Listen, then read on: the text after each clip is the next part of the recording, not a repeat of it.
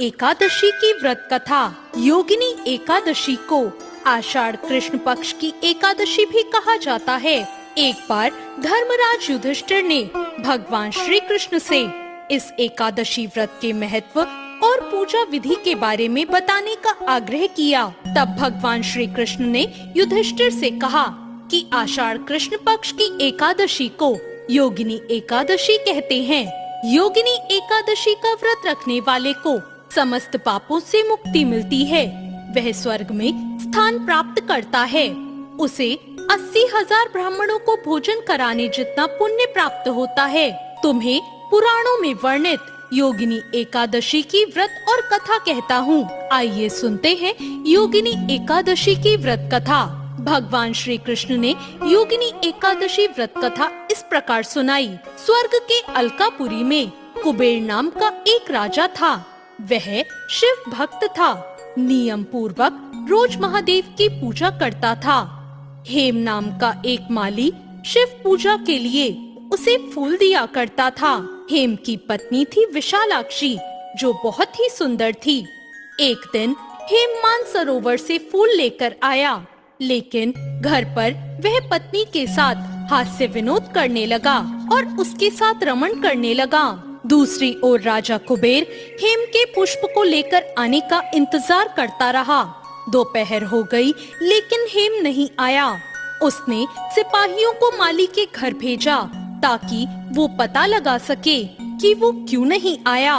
सिपाही हेम के घर से लौटकर आए और राजा को बताया कि हेम नीच प्रवृत्ति का है। वह अति कामी है। वह अपनी पत्नी के साथ रमण कर रहा है। राजा कुबेर ने हेम को दरबार में बुलाया। वह कांप रहा था। राजा ने क्रोध में कहा, तुम पापी और अधर्मी हो। शिव पूजा के लिए फूल लेकर नहीं आए। तुमने भगवान भोलेनाथ का अनादर किया है। तुम श्राप के योग्य हो। राजा ने हेम को श्राप दिया कि वे पृथ्वी लोक पर जाकर कोढ़ी होगा और पत्नी का वियोग सहन करेगा। श्राप के कारण हेम तुरंत ही स्वर्ग से धरती पर गिर गया। उसके पूरे शरीर में सफेद कोढ़ हो गया। उसकी पत्नी भी कहीं गायब हो गई। धरती पर उसने बहुत से दुख भोगे। जंगल में वो बिना भोजन और पानी के भटकता रहा। रात में सो नहीं पाता था। शिव कृपा से उसे पिछले जन्म की बातें याद आई। एक दिन वह मार्कंडे ऋषि के आश्रम में जा पहुंचा।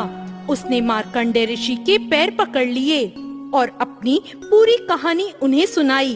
तब मार्कंडे ऋषि ने कहा कि वो एक व्रत के बारे में बता रहे हैं, जिसे करने से उसका उद्धार हो जाएगा।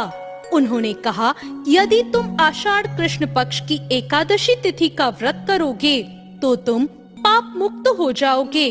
हेम ने मार्कंडे ऋषि को प्रणाम किया, फिर वहां से चला गया। जब आषाढ़ कृष्ण पक्ष की एकादशी आई तो उसने ऋषि द्वारा बताई गई विधि के अनुसार व्रत किया। भगवान विष्णु की कृपा से उसका कोढ़ ठीक हो गया और वो अपने पूर्व स्वरूप में आ गया और फिर से वो अपनी पत्नी विशालाक्षी के साथ स्वर्ग में सुख पूर्वक रहने लगा। तो ये थी योगिनी एकादशी की कथा।